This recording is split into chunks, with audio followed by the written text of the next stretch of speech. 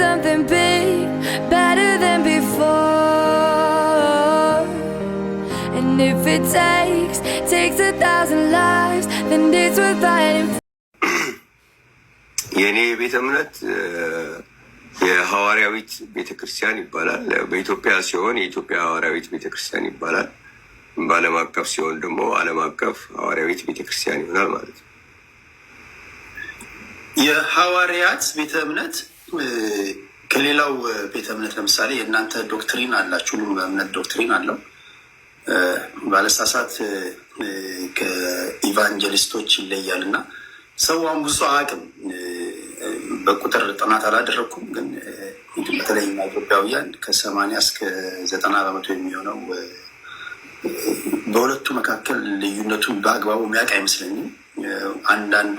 አንዳንዴ ጨፍልቆ የማየት ነገር አለ።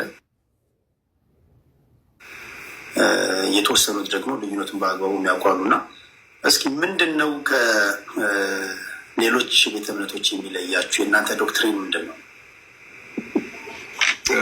ቴዲ አመሰግናለሁ። እንግዲህ እኛ በጣም ስትሪክትሊ ቢብሊካል ነው፣ መጽሐፍ ቅዱሳዊ ነው አስተምህሯችን ብለን ነው የምናምነው። በአብ በወልድ በመንፈስ ቅዱስ እናምናለን። ሌላውም ትንሽ ያው እንትኑ የሚፈጠር ያለው ሁሉም በአብ በወልድ በመንፈስ ቅዱስ እናምናለን ስለሚል አንዳንዴ ግር የሚልበት ሁኔታ አለ።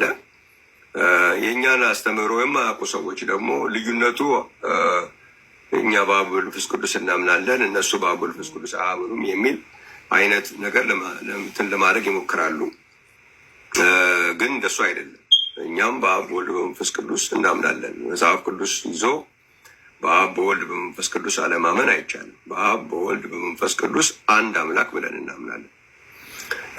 ግን የአብ ወልድ መንፈስ ቅዱስን የሚተነተንበት መንገድ ላይ ነው ልዩነት ያለ እና አብ ወልድ መንፈስ ቅዱስን ከመጽሐፍ ቅዱስ አንጻር እንዴት ነው እኛ የምናየው? አንዳንድ ጥቅሶችን ጠቅሳለሁ ለአድማጮችም እንዲሆን።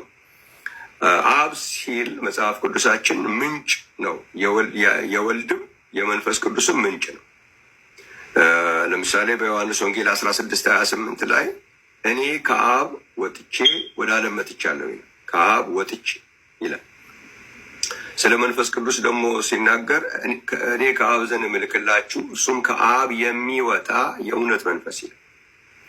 ይሄ ደግሞ ዮሐንስ ወንጌል ምዕራፍ 15 ቁጥር 26 ላይ ነው የሚገኘው። ስለዚህ አብ የወልድም የመንፈስ ቅዱስም ምንጭ ነው ማለት ነው። ወደ ወልድ ስንመጣ ወልድ ያው ግዕዝ ነው ቃሉ፣ አማርኛችን የእግዚአብሔር ልጅ ለማለት ነው። ልጅ ለማለት ነው ወልድ የሚለው ማለት ነው። ወልድን ከአብ በተለየ ሌላ አካል አድርገን አናየው። መንፈስ ቅዱስንም ከአብ የተለየ ደግሞ ሌላ አካል አድርገን አናየው። ወልድ የሚለውን መጽሐፍ ቅዱስ በርከት ያሉ አገላለጾች አሉት። ለምሳሌ አንዳንዱን ባነሳ ለምሳሌ አንደኛ ተሰሎንቄ ምዕራፍ 1 ላይ እንደዚህ የሚል ቃል አለ። አንደኛ ተሰሎንቄ ምዕራፍ 1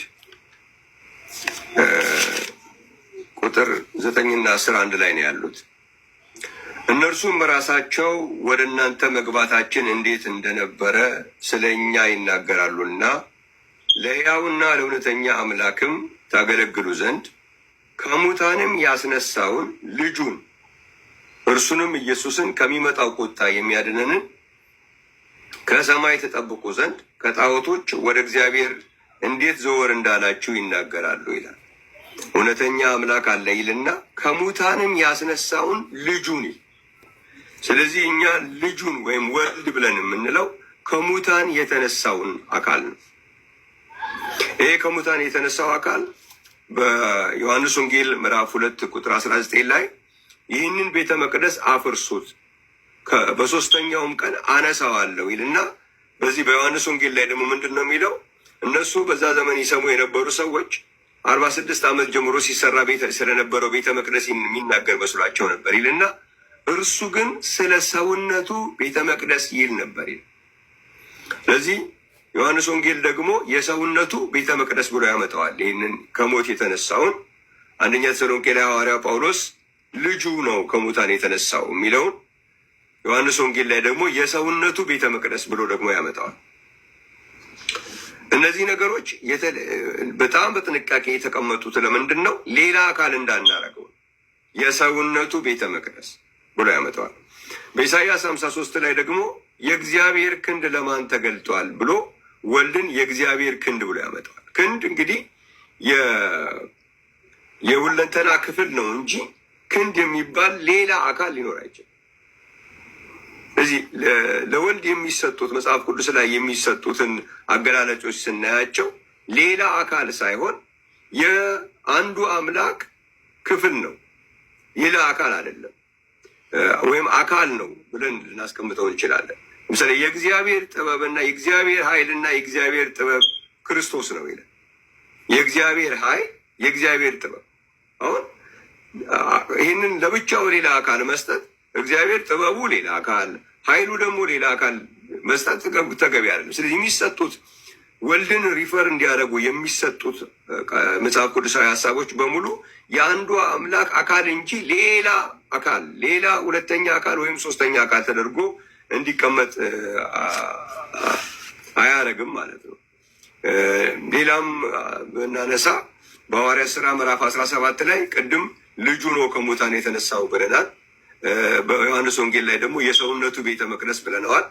ሐዋርያት ሥራ ምዕራፍ 17 ላይ ደግሞ እንደዚህ ብሎ ያስቀምጠዋል። ምዕራፍ 17 ቁጥር 30 እና 31 ላይ እግዚአብሔር ያለማወቅን ወራት አሳልፎ አሁን በየቦታቸው ንስሐ ይገቡ ዘንድ ሰውን ሁሉ ያዛል፣ ቀን ቀጥሯልና በዚያ ቀን ባዘጋጀው ሰው እጅ በዓለሙ ሁሉ ላይ በጽድቅ ሊፈርድ አለው።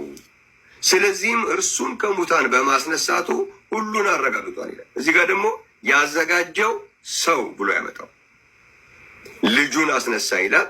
ያዘጋጀውን ሰው አስነሳ ይላል። ዮሐንስ ወንጌል ምዕራፍ 2 ላይ ደግሞ የሰውነቱን ቤተ መቅደስ አስነሳ ይላል።